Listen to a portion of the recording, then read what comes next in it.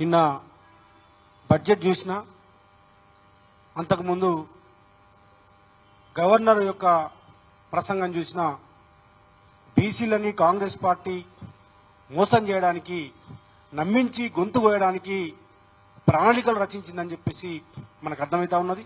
Congress party మొత్తం చరిత్ర అంతా కూడా బీసీ వ్యతిరేక చరిత్రనే.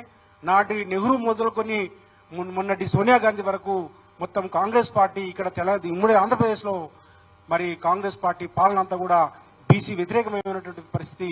దాన్ని కొనసాగింపుగా ఇలా రేవంత్ రెడ్డి గారి ప్రభుత్వం కంటిన్యూ చేస్తుందని చెప్పేసి మనకు అర్థమవుతా ఉన్నది. ఒకటి, బీసీ డిక్లరేషన్లో, కామారెడ్డి బీసీ డిక్లరేషన్లో వాళ్ళు చెప్పింది మొదటి అంశం. నేను మిగతా విషయాలు మా మిత్రులు మాట్లాడతారు. బీసీ కులగణన చేస్తాను, బీసీల రిజర్వేషన్లు పెంచుతా అని చెప్పేసి చాలా స్పష్టంగా చెప్పింది. మరి గవర్నర్ ప్రసంగంలో చూస్తే పారా నంబర్ 37లో గవర్నర్ ప్రసంగం ఒక్కసారి చూస్తే మిత్రులారా, ఎందుకంటే మీడియా మిత్రులు ప్రజలకు తెలియాల్సిన అవసరం ఉంది. ఎందుకంటే కాంగ్రెస్ పార్టీ మోసం చేయబోతా ఉన్నది బీసీలకు అని చెప్పేసి. The Telangana government is decided to conduct కులగణన caste survey by taking up door-to-door household survey with the goal of eliciting the data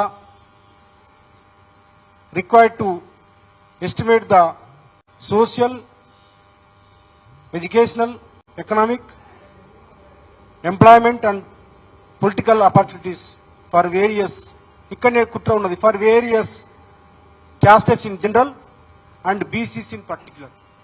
various castes in general, particular in BCs అని వారు చెప్పడం జరిగింది. బీసీస్ ఇన్ పర్టికులర్ అని చెప్పడం జరిగింది governor గారు.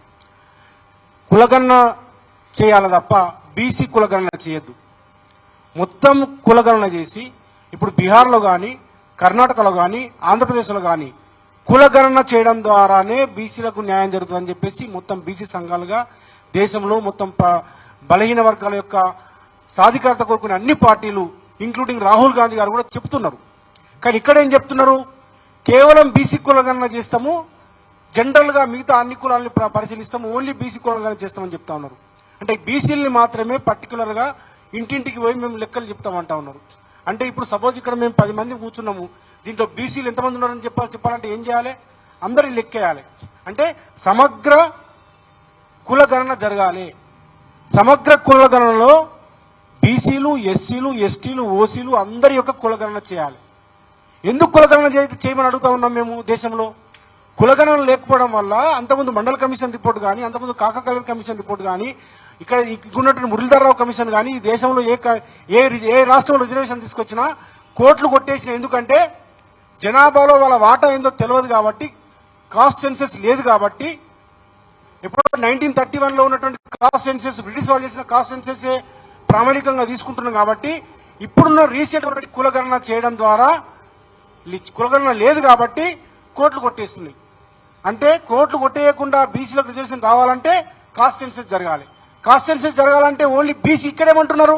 అనుభవ రాహిత్యమా, లేదా దీన్ని కోట్ల చుట్టూ తిప్పి ఇప్పుడు వేరే బీసీల వాటా మొత్తం కులగణన చేయకుండా బీసీలు ఒకటే బీసీలు చేస్తే ఇప్పుడు బీసీలు 40% అని చెప్తారు, లేకపోతే 60% అని చెప్తారు ఇప్పుడు తెలంగాణ గవర్నమెంట్. మిగతా వాళ్ళు ఏం చేస్తారు?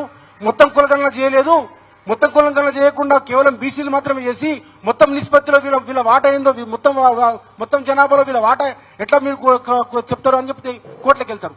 కోర్టుకి వెళ్ళడం ద్వారా ఆగిపోతుంది. అంటే పెద్ద కుట్ర ఉన్నది. ప్రభుత్వం కూడా రేపో మాపో ఒక జీవో తీసుకురావాలని చూస్తున్నది. కేవలం బీసీ కులగణన చేయాలని చెప్పి చూస్తున్నది. కేవలం బీసీ కులగణన చేయడం ద్వారా ఈ సమస్య పరిష్కారం కాదు. దేశవ్యాప్తంగా మొత్తము రాజకీయ పార్టీలు ఇంక్లూడింగ్ రాహుల్ గాంధీ కూడా మాట్లాడుతున్నది కులగణన చేయాలి. బీహార్లో అదే జరిగింది, కర్ణాటకలో అదే జరిగింది, ఇప్పుడు ఆంధ్రప్రదేశ్లో అదే చేస్తున్నారు. మేము డిమాండ్ చేస్తా ఉన్నాం యునైటెడ్ పూలే ఫ్రంట్ తరఫున, మీరు సమగ్ర కులగణన చేయమని మేము డిమాండ్ చేస్తున్నాం రేవంత్ రెడ్డి గారిని, కాంగ్రెస్ ప్రభుత్వాన్ని. సమగ్ర కులగణన చేయడం ద్వారా మాత్రమే మా సమస్య పరిష్కారం అవుతుంది. మేము బీసీ సంఘాలకు మేము విజ్ఞప్తి చేస్తా ఉన్నాం, కుల సంఘాలకు మేము విజ్ఞప్తి చేస్తా ఉన్నాం. ఏదో గవర్నర్ చెప్పిందని చెప్పేసి, లేకపోతే ఇట్లా బీసీ డిక్లరేషన్ చేస్తుందని చెప్పేసి రేపు జీవో ఇవ్వగానే బీసీ కులగణన చేస్తున్నామని చెప్పగానే సంఖ్యలు గుద్దుకుంటే మనం మోసపోతాము. సమగ్ర కులగణన జరగాలి. కేవలం బీసీ కులగణన చేయడం ద్వారా ఈ సమస్య మొత్తం పక్కదారి పడుతుంది. ఇది కోట్ల చుట్టూ తిరుగుతుంది. బీసీలకు రావాల్సినటువంటి వాటా రాకుండా పోతుందని చెప్పేసి మేము ఒకటే విజ్ఞప్తి చేస్తా ఉన్నాము. ఆగ మేఘాల మీద ఏదో తప్పించుకునే కార్యక్రమంతో కాకుండా ఒక సైంటిఫిక్ పద్ధతితోటి చాలా మంది ప్రొఫెసర్స్ ఉన్నారు, చాలా మంది ఇంటలెక్చువల్స్ ఉన్నారు తెలంగాణ ప్రాంతంలో. వాళ్ళని పిలిపియండి. బుర్ర వెంకటేశం గారు అంటున్నట, మేము ఒక ఊర్లకు పంపిస్తాము, ఏ బీసీ కులాల ఇళ్ళకి పోతాము, మీరు బీసీలా కాదని చెప్తాము, దాని ద్వారా మాకు విలేజ్ లో మాకు ఎంత ఉందో తెలుస్తుందని అంటున్నారు.